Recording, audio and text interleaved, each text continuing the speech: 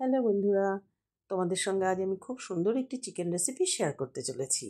দেখো, চিকেনের পিসগুলোকে ভালো করে আমি ধুয়ে নিয়ে দই, পেঁয়াজ, আদা, রসুন বাটা দিয়ে ম্যারিনেট করে রেখেছি।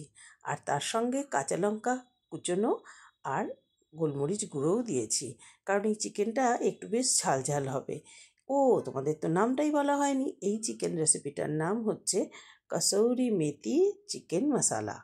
আর তার জন্য কিন্তু আমি এই ম্যারিনেট করবার সময় দইয়ের সঙ্গে অবশ্যই কসৌরি মেথি বেশ কিছুটা দিয়ে দিয়েছি। এবার আমি কড়া বসিয়ে দিলাম, দিয়ে কড়াতে একটু তেল দিয়ে দিলাম। তেলটা গরম হলেই তাতে একটা পেঁয়াজ খুব সুন্দর করে মিহি করে কুচিয়ে দিয়ে দেব। চিকেনের পরিমাণ যার যতটুকু হবে সেই পরিমাণে তোমাকে পেঁয়াজটা দিতে হবে। পেঁয়াজটা বেশ বাদামি করে ভেজে নেব। তারপরেই দিয়ে দেব দুটো টমেটো পিউরে। টমেটোটাকে বেটে নিয়ে পিউরে করে আমি দিয়ে দিলাম। এবার বেশ পেঁয়াজের সঙ্গে টমেটোটা অল্প ভাজা করতে করতেই এবার আমি দিয়ে দেব পেঁয়াজ, আদা, রসুন একটা পেস্ট তৈরি করে সেটাও তোমার চিকেনের যতটা পরিমাণ হবে সেই অনুযায়ী তুমি নেবে। আমার আজ 750 মতো চিকেন আছে, তাই আমি দুটো পেঁয়াজ দিয়েছি। এবার মশলাটাকে বেশ আমি অনেকক্ষণ ধরে কষাতে থাকবো। সব মশলাই কষানো হয়েছে কি করে বোঝা যায় বলো তো? যখন মশলা থেকে তেল ছেড়ে দেয়। বেশ তেলটা দেখলাম ছেড়ে দিয়েছে, তখন আমি আস্তে আস্তে আমার ম্যারিনেট করা চিকেনগুলো এবার মশলার মধ্যে দিয়ে দিলাম। মশলাটা যখন আমি মাংসটাকে ম্যারিনেট করে রেখেছিলাম, অল্প পরিমাণে হলুদ দিয়ে দিয়েছিলাম যাতে কালারটা ভালো আসে তার জন্যে। এবার মশলাটা দিয়ে মাংসগুলোকে খুব সুন্দর করে মিশিয়ে অল্প করে ঢেকে দিলাম, দিয়ে আবার ঢাকনাটা খুলে দিলাম। দিয়ে এবার দিয়ে দিলাম ধনে গুঁড়ো, জিরে গুঁড়ো, পরিমাণ মতো লঙ্কা গুঁড়ো, আর দেব স্বাদ অনুযায়ী লবণ আর হলুদ।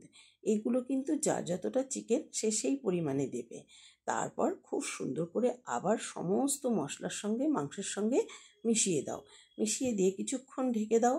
আর এদিকে আমি মিক্সিতে কাজু, সাদা তিল আর চালমগজ একটা পেস্ট তৈরি করে নিলাম। এটাও দিতে হবে এতে। দেখো, মাংস থেকে কিন্তু তেল ছেড়ে গেছে, তার মানে মশলাটা কষানো হয়ে গেছে।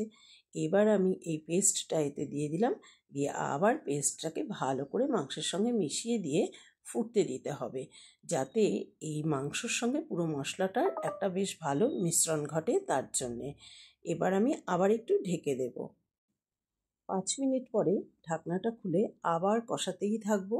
এটা থেকে যখন দ্বিতীয়বার তেল ছেড়ে দেবে, সব মশলা যখন ভালো করে কষানো হয়ে যাবে, এবার পরিমাণ মতো এতে জল দিয়ে দেব মাংসটা সেদ্ধ হবার জন্যে। মাংসটা যদি খুব সুন্দর করে মশলার সঙ্গে সেদ্ধ হয়, তবেই তো সেই স্বাদটা বেরিয়ে আসবে। তাহলেই তুমি কিন্তু এই ডিশটাকে বারবার খেতে চাইবে আর মনে রাখতে পারবে।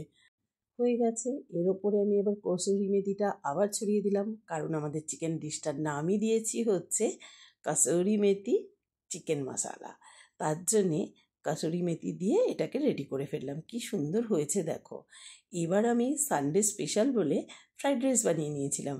ফ্রাইড রাইস আর চিকেনটা দিয়ে বসে পড়েছি খেতে। কেমন হয়েছে দেখবার জন্যে। ওয়াও, দারুণ হয়েছে কিন্তু কসুরি মেথি চিকেন মশালা।